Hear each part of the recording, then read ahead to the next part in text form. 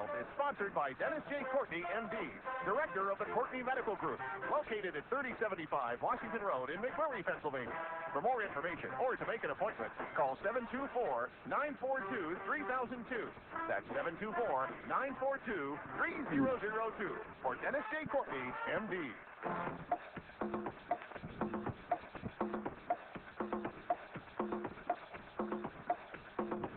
Good morning, everybody. Good morning, everybody, and welcome to AIM Impact on Your Health. AIM Impact on Your Health, for every day our goal. Have you learned at least one thing to help you live better and longer? AIM Impact on Your Health is heard each and every Monday, Wednesday, and Friday from 8 to 9 o'clock. I'm Dr. Dennis Courtney, and I'm with you each and every Monday, Wednesday, and Friday from 8 to 9.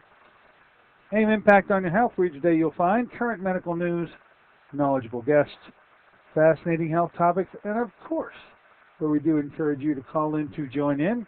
Today, well, as a little teaser, on Monday I let out with a topic. I'm going to get to that topic today. It certainly has enthralled me since I've come across information. I'll describe how that is. But I left you in telling you that our topic today is going to be a rather simple one.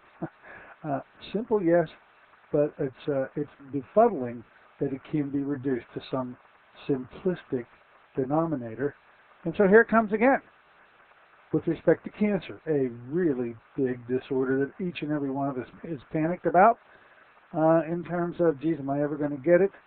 Turns out there's only one way that you can get cancer. There is only one way, and consequently, there'll be only one way to prevent it from ever occurring. Now, I'm going to get to that topic today. I'll let you stew on that a while and come back to it and really reveal what I'm learning and everyone should know is the only cause for cancer, and I'll make the proof to back that up before our hour is up today. Now, look, in the course of discussion today, you can move in and out of this topic of cancer if you'd like. You can move anywhere at all, as usual. We're going to open it up to you, 412-825-6262 is the number to get on in some of this. 412-825-6262 will be that number once again today. Now, the schedule as it should move from here. On Friday, we will have a complete open phone Friday. We'll let you come in and set the entire agenda. I'll do some of the weekly roundups across the world of health news, and you usually take over at some point, and I'll be offering that up to you for Friday. When we hit next week, however, we do get into a full swing of our guests once again. Doug Inglesby will be our guest on Monday the 15th. He's going to be talking about our low-calorie diets driving you crazy.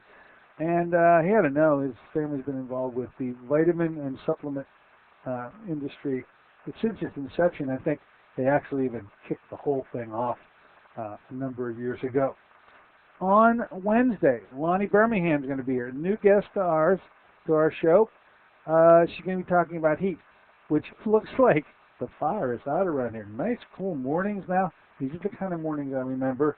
But we certainly did go through quite a heat phase. I think Dallas, Texas finally got below 100 degrees after 30-some days straight or something like that. Anyway, heat, the number one killer of all weather hazards, will be our discussion with Lonnie Birmingham. Then on the 22nd, Roland Thomas will be returning. Roland's been a steady guest of ours, if not each and every month, at least every other. He brought to us a means of supplementation I think is the finest way to get all your supplements wrapped up into one. It's called BAC, Bioengineered Algae Concentrates. It is from the wisdom and the efforts of a Soviet scientist, Dr. Michael Kiriak. His story has been told over and over again here, but we benefit from that gentleman's work, and we salute the fact that the two of them, meaning Dr. Kiriak and Roland Thomas, teamed up not so long ago, formed a company called BioAge, and as a result of that collaboration, we have the product able to be brought to our usages for now. The top of the line product is called F3. It's literally got every single supplemental component of all that you could take, all wrapped up into one. We'll get into those components on the 22nd with Roland at the helm. on the 25th. Now, I'm mentioning it as a date because, well, we quite frankly have filled up this date, but MCG testing now returns to this office. You, if you have followed this show at all, have been kept apprised of the ability of utilizing specialized electronic testing to assess the status of your coronary arteries. And in doing it in such a way that you have to subject yourself to no risk whatsoever, you can get information, the same information as one could get from having a full-blown cardiac catheterization. And all the risks that are entailed with that cardiac catheterization, you could get that same information in a much more pleasant way with no risk at all by lying on a bed and over a 6-minute period be swept 5 different times. You're tested 5 different times in this 6-minute period, each 82 seconds in duration, and this is able to assess 166 different data points. And then after your particular data point assessment is electronically obtained and placed in the computer file, we then send that off to a database in New York, where it is compared with the similar results of 42,000 plus individuals.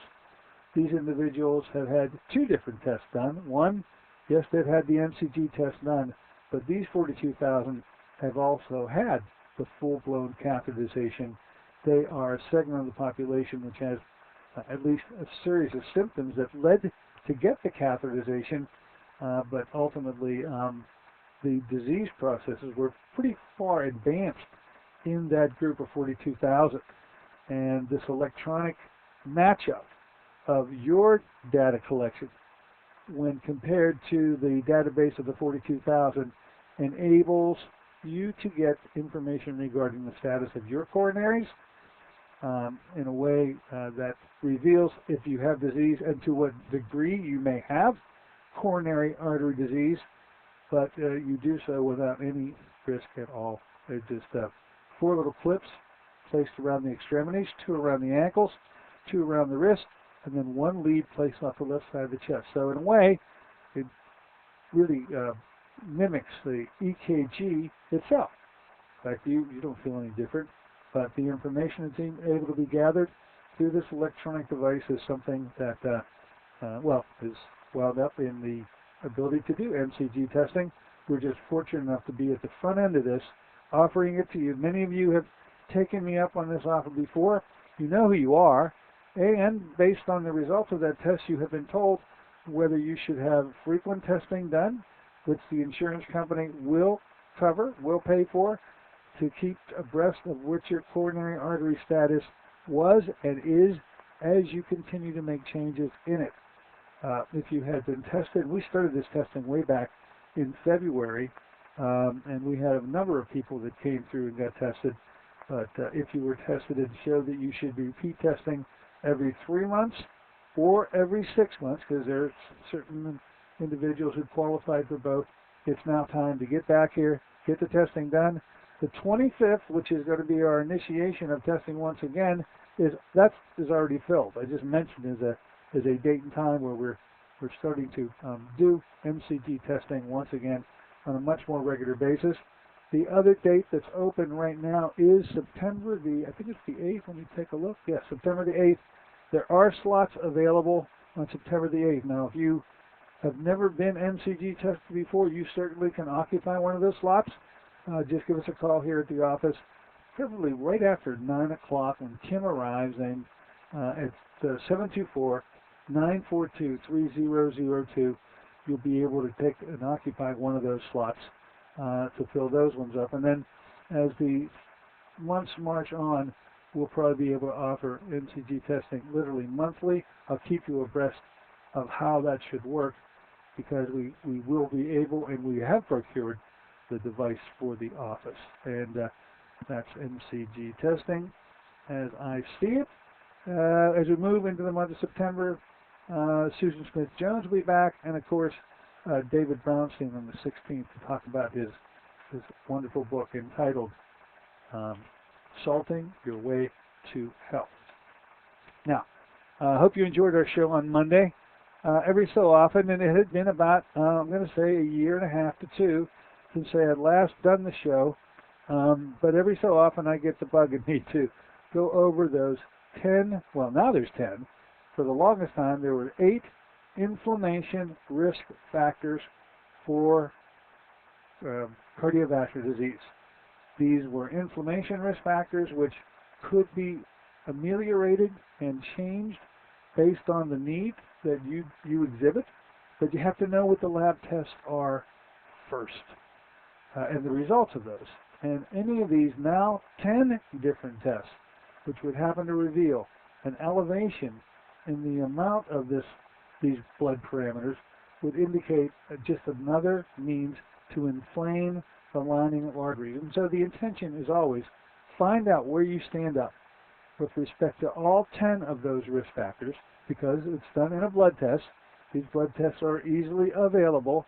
It's just they're not too easily available with your own medical doctor, because, as I say, of the 10 tests that can be ordered, the only one that ever does get ordered is one of them, and that's the lipid panel. 9 tests are left out in cyberspace, or they're left out and never obtained. And the frank and cold, stark reality of why is because the medical profession cannot handle, cannot treat. There is no medicine to contend with the 9 of the 10 that could come back abnormal. So for now, because the lipid panel gets into this issue of cholesterol, which the medical profession has gone completely nuts on. Everything's cholesterol with these boys, and although cholesterol is an issue, it is one of the least important of all. Yet, because we have statin drugs, there is a quest on the part of the medical profession to pursue down the cholesterol highway and to completely change the real parameters that should be used to determine whether you actually even need to be intervened with. But nonetheless, they're moving down this highway, working on the cholesterol side of the street and ignoring the other side of the street, the other 9 tests, which quite frankly have much more of an impact, collectively or singly, than cholesterol ever did. Anyway, glad that we spent the time going over those 10 risk factors with you. Hope you have your list up to date, and you can now take that to your regular doctor. And I like to be a fly on the wall when you have a discussion about, could you please order these remaining 9 blood tests? Click on the tape recorder at that point. I'll accept all tapes because I think the mood in that office is going to change markedly and drastically in the ensuing minutes after you make that request. Anyway, just my opinion. Products. Oh yeah, we've got 4-to-1 oil here. Now you've heard me launch it over the last month. Ed Kane, the gentleman who literally processes and manufactures this product at his company in New Jersey called Body Bio. The product's called Body Bio Balance. It's 4-to-1 oil. We now know that there is an absolute ratio to replace your fatty acids that you should not, you cannot, and hopefully now will not use fish oils to replace fatty acids. It is, we got carried away here. We thought it just made too much sense that if your diet, in a Western diet, is so overburdened with omega-6s, as it is, that the best way, and it just made common sense as it would pose to us and to me, actually, that then we should heavy up on the omega-3s to balance it out. And although that makes sense in just logical thinking, it absolutely doesn't make sense. Biochemically, what we have done is completely upset the apple cart, utilizing high doses, extremely high doses of omega-3s and forms of omega-3s that are high up on the hierarchy of omega-3s, utilizing specifically DHA and EPA. These are 2 sophisticated at omega-3. Your body cannot handle that level and that amount of those forms of omega-3, and there are health consequences to the consumption of fish oil. I hope now that everyone has heard this plea of my part to try to undo what I helped to get done up, because I was one of the biggest proponents of the use of fish oils. I prescribed them and encouraged everyone to take them. So I'm, in an apologetic fashion, coming to you with the science now, ready to prove that that was, first of all, bad advice, and second of all, redeem myself by giving you the correct advice. The product now is 4-to-1 oil of omega-6s to omega-3s. It always was a balance.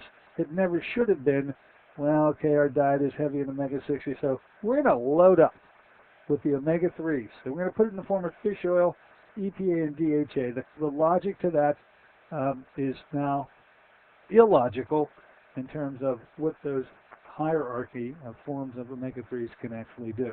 No, the omega-6 to omega-3 ratio is 4-to-1. This was determined by Dr. Yehuda. His studies initially were done in 1994. And here it is 16 years later with study after study after study confirming that ratio, and you not even knowing about it.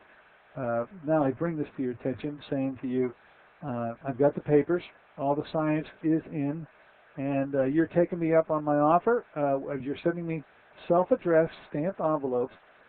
Kim has now received a number of your requests to get the actual scientific papers and abstracts for all the research done on this omega-6 and omega-3 issue. More than happy to run them off and send you a copy so that you have the actual science in your hand, and you can hold me to a standard that will allow me to continue to prove and support those proofs by giving you the actual documentation too. So 4-to-1 oil, omega-6 to omega-3, but with parent oils, with the basement oils, meaning the building of the things that can be built upon after you consume them, and the basement oils, the parent oils, are in the omega-6 category. That is either primrose oil or sunflower oil, and in the omega-3 realm, that is flaxseed oil in a ratio of 4-to-1 omega-6s to omega-3. This stuff is flying off the shelves around here. You are responding. Hopefully you will continue to respond. You can mix this stuff up on your own, but you're going to have to make certain you're in the 4-to-1 ratio. I don't know how you do that, but hey, you're ingenious. If you figure out a way, call me and let me know, because you actually, if you're doing the seeds, have a way of getting these oils pressed literally in your own kitchens. And I've talked to many patients that actually do this, and the question is, well, can I mix them myself? And theoretically, you should be able to. In actuality, you're going to have to be certain of the mixture, however, and we'll let it go at that. Yay. Oh, the RTD dressings are here, folks. I'm going to continue to make mention of them, especially in the diabetic population out there. Wounds that occur, just like a simple paper cut in a diabetic, is a cause for grave concern because of the inability of the diabetic to have successful wound healing occur in a timely fashion. And usually these very minor wounds to everybody else have been the source of major and sometimes devastating consequences because of the inability to heal, leading to oftentimes amputations of extremities and limbs.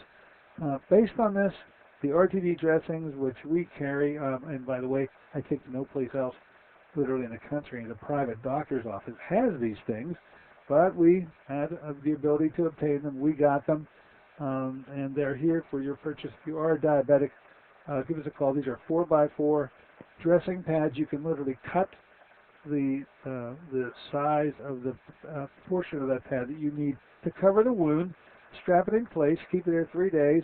This is not just a barrier protection. This actually draws the microbes from the wound into the dressing. That's not really done by the typical gauze dressings at all. And then the dressing has impregnated within its very core three very appropriate antimicrobial substances which will render that organism completely, well, it'll kill the organism. So, RTD dressings, give us a call. We can send them out to you. You can go in and get them. They are available here, and we'll let it go at that. Okay, let's take a short break. In the interim, you may decide to dial us up. Something may be on your mind. I've got something I want to get off my mind. The cause of cancer. There's only one. Let's find out what that is. Be back in a moment. This is Dennis J. Courtney, MD. Have you become confused about how best to manage your health? It's no wonder. It seems that every time you turn on the television or radio, another expert has yet another suggestion for you to follow that seems to be reasonable enough, but no matter how dutifully you follow the instructions, it just doesn't quite produce the results that you are looking for. If this confusion sounds familiar to you, give us a call at the Center for Complementary Health, where we'll make some sense of the confusion based on a blending of traditional and alternative medicine that we've been perfecting over the last 7 years. We offer metabolic nutrition testing, immune system repair, natural hormone replacement therapy, chelation therapy, cutting-edge allergy correction, and a host of other safe and effective alternative therapies. Dennis J. Courtney, MD, is located at 3075 Washington Road in McMurray. Phone 724-942-3002. Honey, just got the word. The company's new health plan has a $5,000 deductible. We have to make sure nobody gets sick this year. Remember what those doctor's visits cost for last year's colds and flu? Oh, sorry, I've got to go. Love you. We can do this. We can cut the fast food lunches. Soda, that's a lot of sugar. We could all take that evening walk. And hey, I heard a program about fruit. Fruit of the Spirit. What did they say? 1 ounce, the equivalent of 5 servings of fruits with herbs and minerals. We could add some to our breakfast protein shake. Fruit of the Spirit is a unique whole fruit puree. Fruit of the Spirit contains fresh fruits native to the Holy Land and alkalizing minerals from the Dead Sea. With no added sugars, Fruit of the Spirit's a unique product from 5 years of work from science-based nutritional experts. Call 1-800-442-3793 for a special promotional offer. Fruit of the Spirit, a blessing for your good health. Fruit of the Spirit, convenient, affordable, and delicious. That's 1-800-442-3793. Call them now, 1-800-442-3793.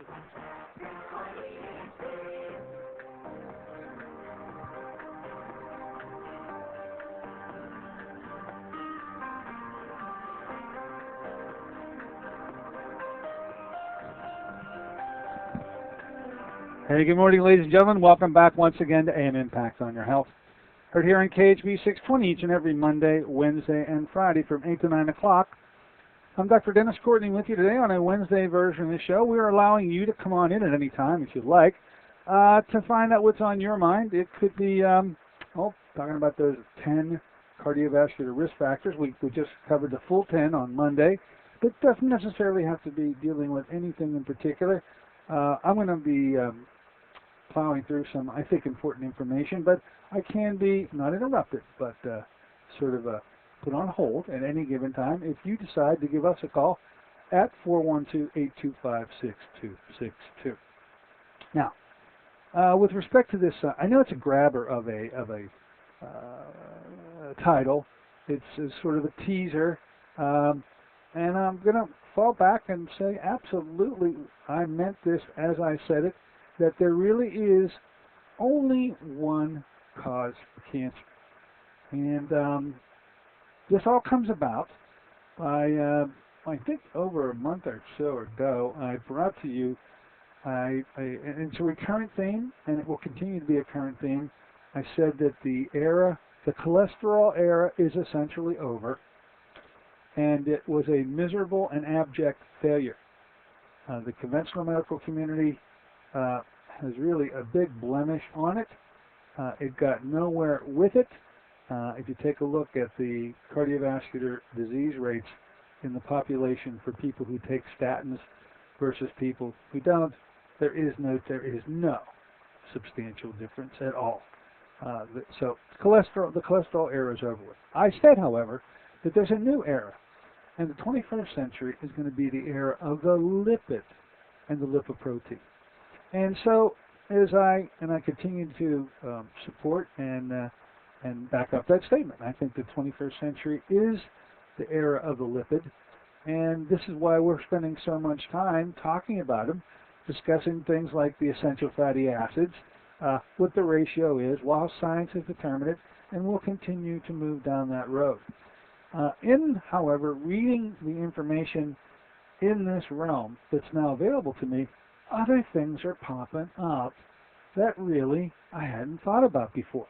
Now this one pops up, and boy, you want to grab the attention, or my attention, or anybody's attention, when you start reading from scientists what it's clear to them, and it is perfectly clear to them. Talking about the scientific community, not the medical community, the scientific community, that there is only one cause for cancer. They're quite certain of what that cause is. Consequently, if they are, why aren't we, meaning in the medical profession, why haven't we got that message out? Why is it that what I'll reveal to you today, I think, will sound boring? Yet, every scientist in the world knows it to be absolutely and firmly correct. So, let's move down this path a little bit to try to bring out, first, I think it is appropriate, to talk about what is not a cause for cancer. And I think it was really shocking to me to learn that these are now myths and fallacies, things that I think I would have last week or 2 weeks ago felt, well, no, there seems to be quite a bit of information to support that. Turns out there is no information now to support it. And so let's reveal the fallacies for what they are and the myths for what they are. And let's talk about, I think, the number one fallacy, and I think that it is still a staple item in medical parlance to consider that genetics is playing a role in cancer. I think that that's universally appreciated by the medical community. And as a result, every article that you read as a consumer seems to want to support that, when it absolutely, according to the scientific community, it's the science that leads the medical doctors to develop what they develop in terms of treatment. But in the scientific community, it's now proven beyond a doubt that genetics plays absolutely no role in the development of cancer. Let me back up that bold and brash statement with some scientific facts that should be able to bring you to the point of understanding that I find myself now. Because the guy who really kicked this off, the one who started it down the road to think that genetics was responsible for cancer, was a gentleman by the name of Dr. Robert A. Weinberg of Massachusetts Institute of Technology. And so, not to get into how he came up with that, let's now talk about 10 years after he came up with it, what he himself has said. And he said, and so I'm reading now, please permit me. He, meaning Dr. Weinberg, reversed himself over 10 years ago in 1998 after discovering that fewer than one DNA base in a million appears to have been miscopied. He concluded that it's not enough of a defect to mutate the cell. And his exact words, something was very wrong. The notion that a cancer developed through the successive activation of a series of oncogenes, now you've heard that term before, has lost its link to reality. Hey, this is from the guy who originally developed the concept of the oncogene. He then, in his further investigation, has to yield to what science has led him to. He retracted the entire concept of the oncogene because his scientific investigation made him realize that it had no connection with the initiation of cancer.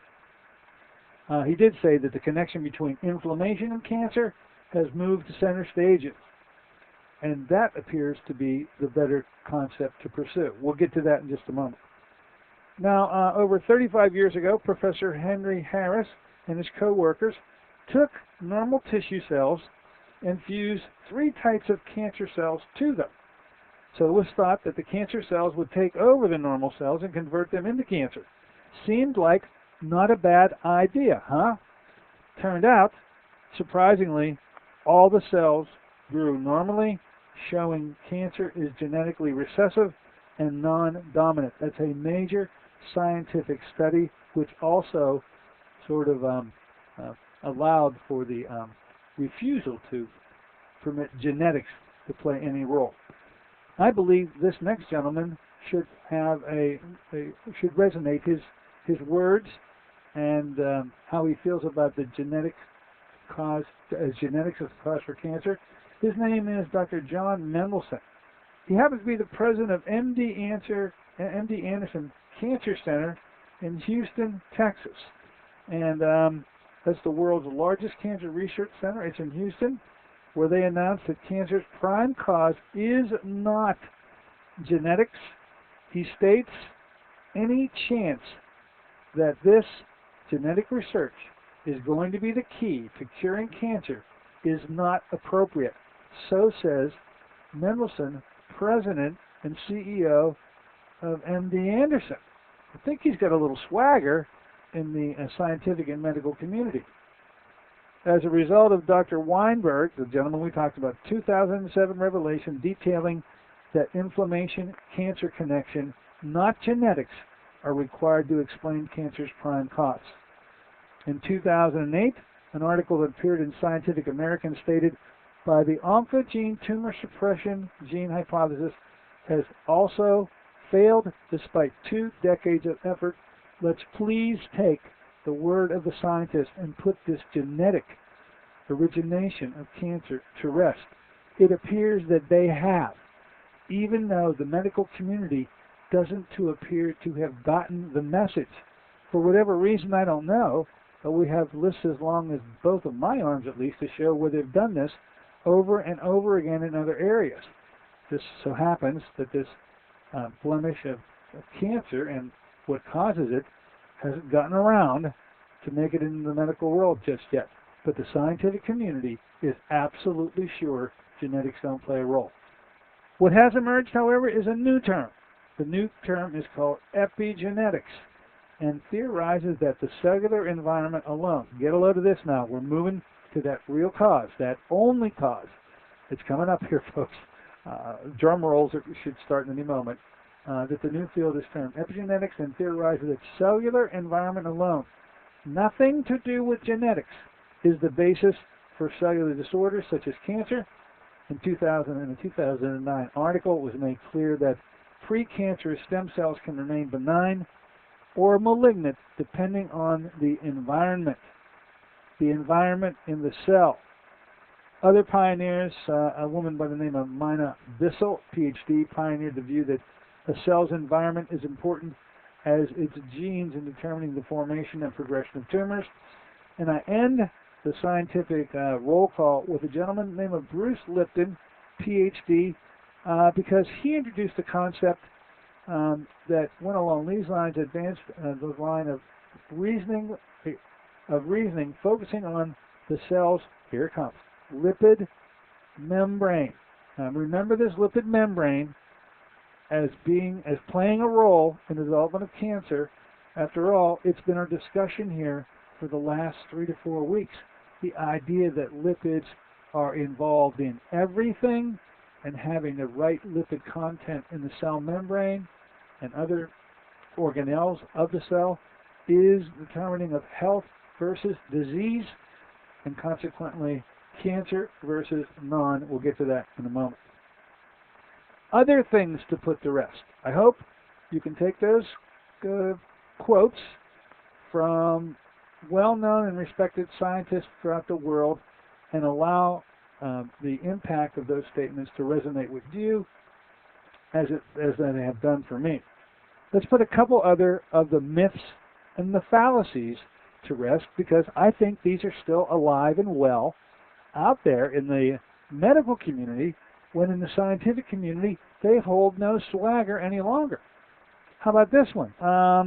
Fruits and vegetables supposedly protect us from cancer. This was scientifically called into question in 2001. They do not. Mammography detects initial cancer growth. This is called into question in the year 2000 and brought over and over and over to you from my pulpit frequently since, well, through these last 10 years, absolutely, this mammography thing has shown up to be quite a blemish. How about this one? Fiber protects against colon cancer. Absolutely not. And scientifically called into question by studies in both 1999 and 2001. How about this for another myth? Fish oil alone prevents cancer. This was what's going flying around here, folks, and I think it still continues to fly. This was called into question in as early as work done in the year 2000. How about this one? Omega-3 alone prevents cancer. Called into question in 2006, meaning that has been scientifically determined not to be true. Here's another one of the fallacies. Soy is a positive anti-cancer addition to our diet. This had been called into question as early scientifically as 1946 and 1960. Got another one for you. These appear to continue to be staple items that we hear from our medical community that are absolutely had been determined and are determined to be false. Yet the medical community still comes out with these studies that try to tell us, well, you know how many different, every time you turn around, there's another study that says this and that about cancer. Anyway, low-fat diets are the anti-cancer answer. Heard that one? Which would be the antithesis to the healthy fat diets, talking about lipids, which really is the prevention, how to prevent cancer. This would be flying directly in face of it. Low-fat diets absolutely aren't the anti-cancer answer. They probably are the pro-cancer answer, but you'll see that in a moment. Are there anti-cancer recommendations that have withstood the test of time and never having to be reversed or called into question? And now we're getting to the meat of this all. The answer is emphatically yes in the scientific community. It's no longer a question with them. Why is it such a question in the medical community? This all dates to the discoveries of a gentleman who I'm going to talk about in a moment. His theories have never been called into question. No one has ever refuted them.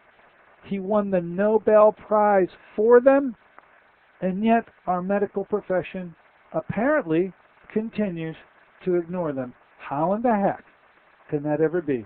By the way, his name, Dr. Otto Warburg. After this call, we'll get right back to it. Come on in the store. Hello, welcome aboard. What's on your mind? Hi, Dr. Courtney. Hi. I had a phone consult with you this week, and we talked about the oils, and I had another question I needed you to clarify for me. Okay, let's see if I can do it. Okay. Now, if I'm taking those oils in that blend that you talked about, A 4-to-1 of omega-6s to omega-3s. does what I eat throw that balance off if I'm eating salmon, if I'm eating sunflower seeds, does that throw that balance off? I could say this, that you probably cannot go askew of promoting health by enriching your diet, get a load of this, with omega-6s, as long as you're not taking too much of the omega-3. So even though flax oil, which is a great omega-3, right, it's a really powerful and potent omega-3. So on the one hand, you might say, well, that's a very healthy way to get my omega-3s. Well, it is a good way to get your omega-3s, but because it's such a potent omega-3, if you have a disproportionate amount of flaxseed in your diet, this is not good. If you're going to have any disproportionality occur, you need to have it in favor of the omega-6 fatty acids and not the omega-3. Did I answer your question?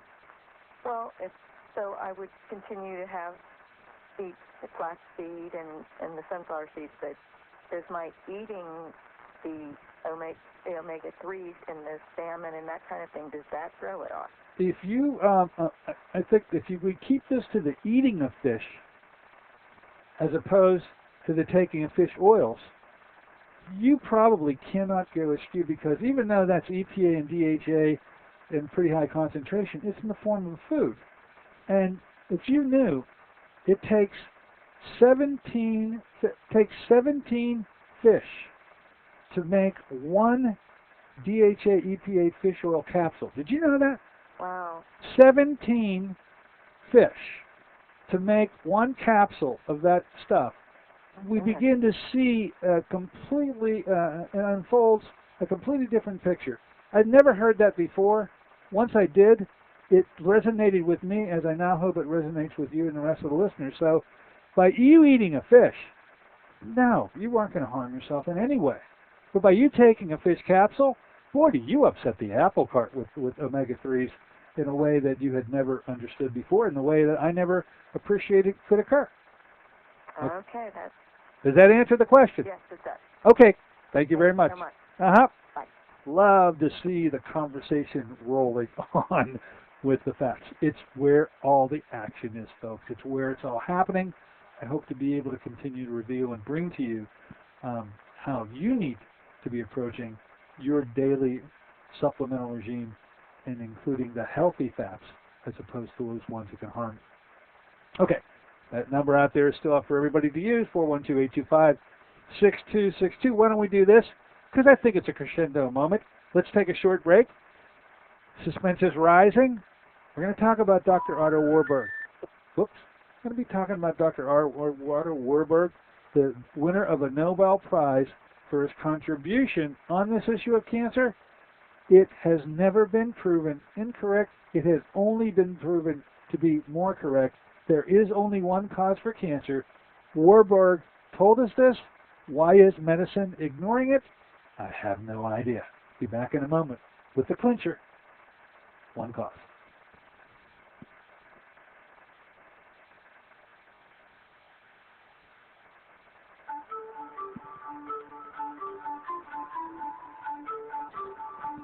Want to help your family eat healthier? Instead of learning to disguise tofu in wondrous ways, how about some real nutritional power? If your family has the typical American palate for fries, pizza, and burgers, giving your family the blessing of good nutrition is a struggle. Fruit of the Spirit is the answer for your family's nutritional needs. Fruit of the Spirit is an all-natural, whole fruit puree made from fresh fruits native to the Holy Land with alkalizing minerals. Fruit of the Spirit was 5 years in the formulation, the work of a team of top nutritional experts with independent science to confirm its antioxidant power. 1 ounce a day provides the equivalent of 5 servings of fruits and minerals. Fruit of the Spirit is convenient, affordable, and delicious. Even your picky family will sing the praises of Fruit of the Spirit. Give your loved ones the blessing of good nutrition. Call 1-800-442-3793 for a special promotional offer. Fruit of the Spirit, a blessing for your good health. That's 1-800-442-3793. Call them now, 1-800-442-3793. This is Dennis J. Courtney, MD. Have you become confused about how best to manage your health?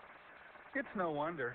It seems that every time you turn on the television or radio, another expert has yet another suggestion for you to follow that seems to be reasonable enough, but no matter how dutifully you follow the instruction, it just doesn't quite produce the results that you were looking for. If this confusion sounds familiar to you, give us a call at the Center for Complementary Health, where we'll make some sense of the confusion based on a blending of traditional and alternative medicine that we've been perfecting over the last 7 years. We offer metabolic nutrition testing, immune system repair, natural hormone replacement therapy, chelation therapy, cutting-edge allergy correction, and a host of other safe and effective alternative therapies. Dennis J. Courtney, MD, is located at 3075 Washington Road in McMurray. Phone 724-942-3002.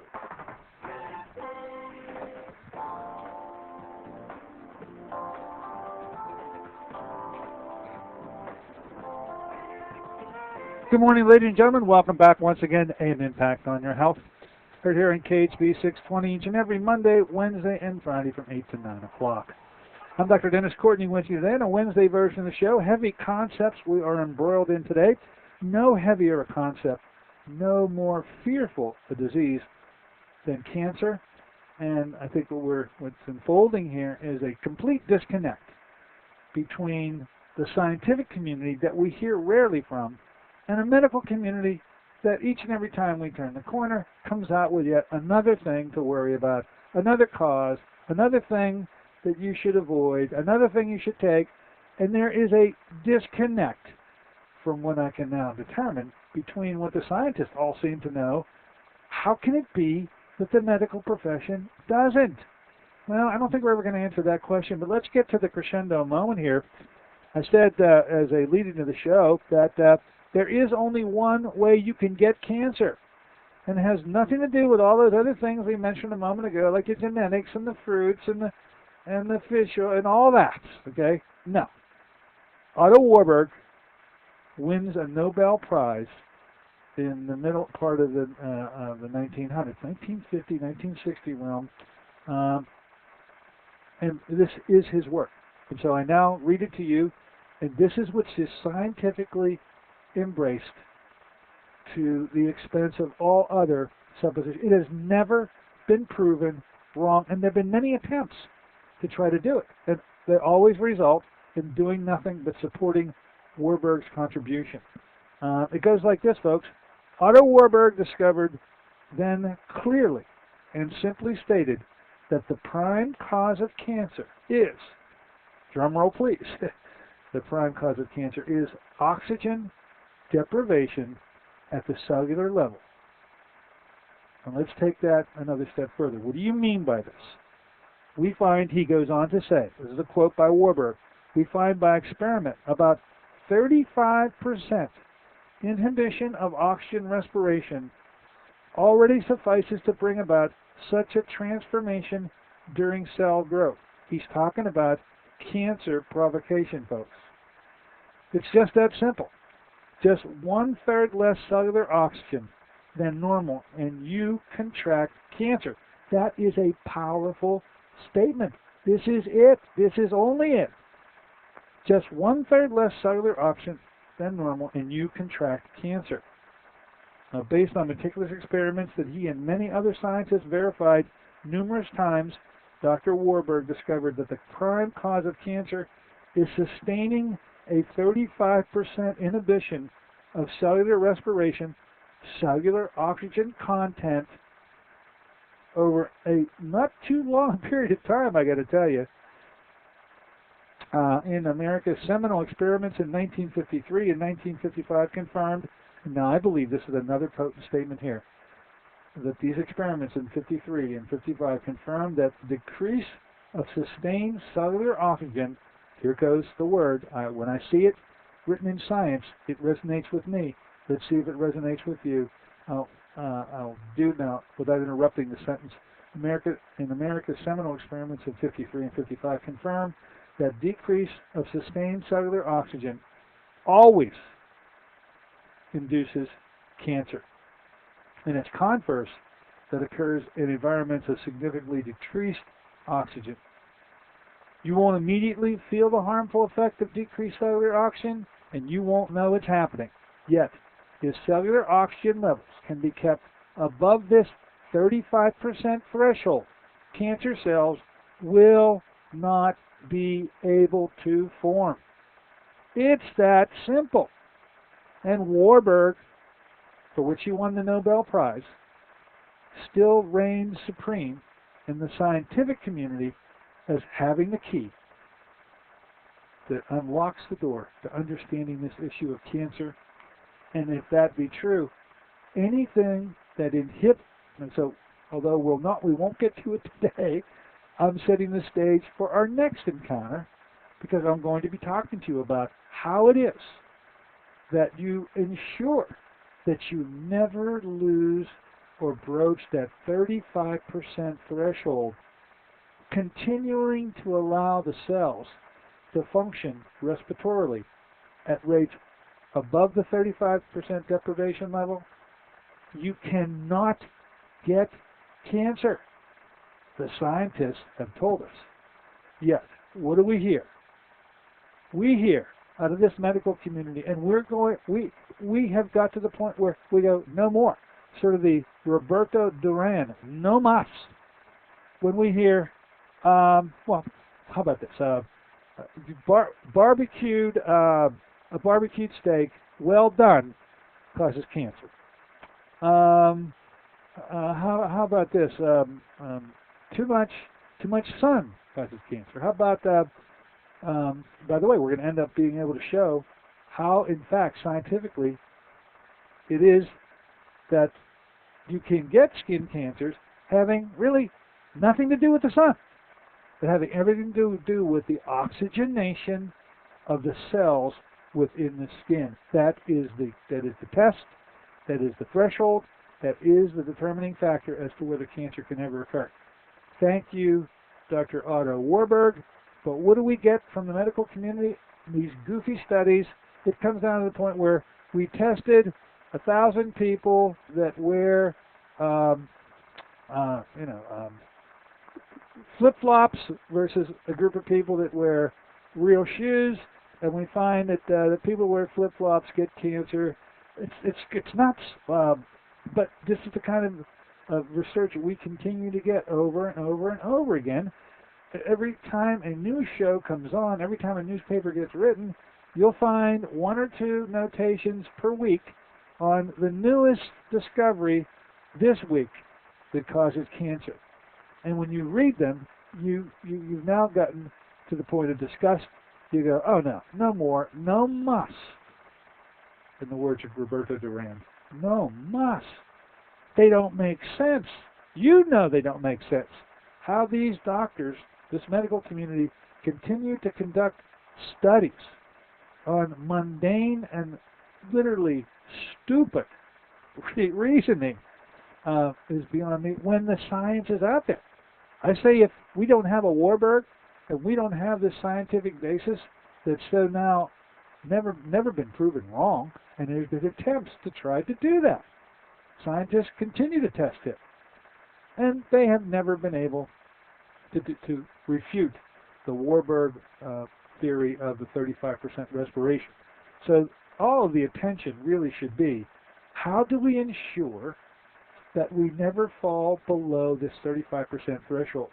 And I'm going to tell you that the answer, and we won't get to the specific answer today, I think it requires a little more than just a few moments to be able to do it, and I'd be more than happy to do it, is all going to come down, funny, it's all going to come down to the lipid content and the form of lipid and the quality of lipid, the kind of fatty acid that comprise your cell membrane.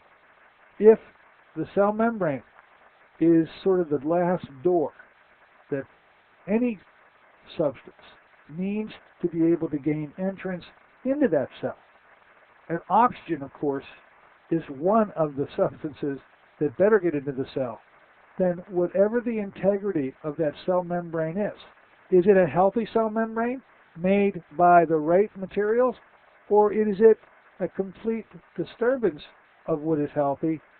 And if it is, it would and should prevent the correct passage of materials into the cell, no matter what those things are, oxygen just being one of them. So when I had announced a few weeks ago that that the 21st century was the era of the lipids, I didn't really even understand the magnitude of that statement at the time, only to stumble across now something as really intense and as scientifically meaningful as the Warburg work done in the middle part of the 1900s. Yes, Dr. Warburg has since died, but his work lives on, and I think it was time to bring it to you. After all, it was just out there, clear in light of day for everybody to read about. Yet, how is it that a medical profession either doesn't understand what they read? They should be spending their time on how to promote oxygenation. They should be saying that it is the decrease below this 35% threshold, and that here's how you make certain. They should be saying that you never approach it or certainly go beyond it.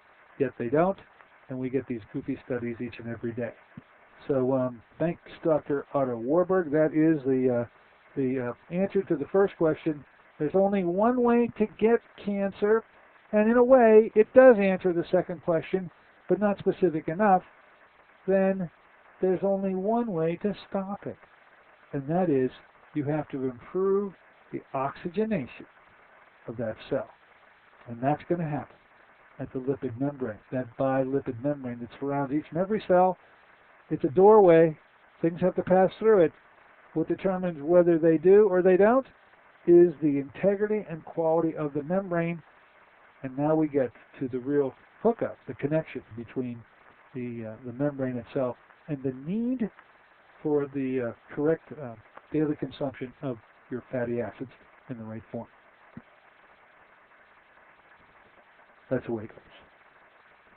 Okay, so on Friday we're going to open it up to you and allow you to come on in. You may want to weigh in with some comments on such a bold statement. By the way, I've got the science to back it up. As I hope I always bring to you the scientific explanation. But nonetheless, we'll pick up and allow you on Friday to make comments. It's going to be an open phone Friday. I'd be anxious to hear from you. You were relatively silent today, probably as stunned as I was when I first came across this. But I always share with you what I learned, and you have always done the same to me and for me. And so I always tip my hat to you and thank you. You don't have to tip your hat to me. Just you can show me by how you respond as to whether or not you buy into this. I think it's pretty tough to refute. I'd like to see how it is that you can when the scientists themselves have pretty much thrown in the towel and they said, okay, Otto, my hat's off to you, buddy.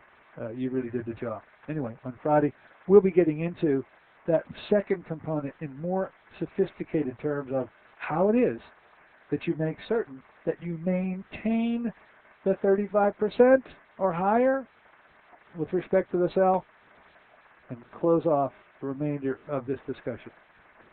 Till then, hope you have a wonderful couple of days. Enjoy yourself out there, folks. I'll see you on Friday. This is Dr. Dennis Courtney saying so long for AM Impact on your health.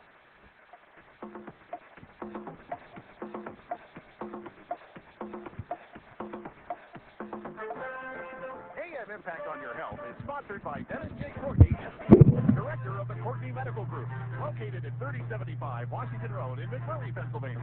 For more information or to make an appointment, call 724-942-3002.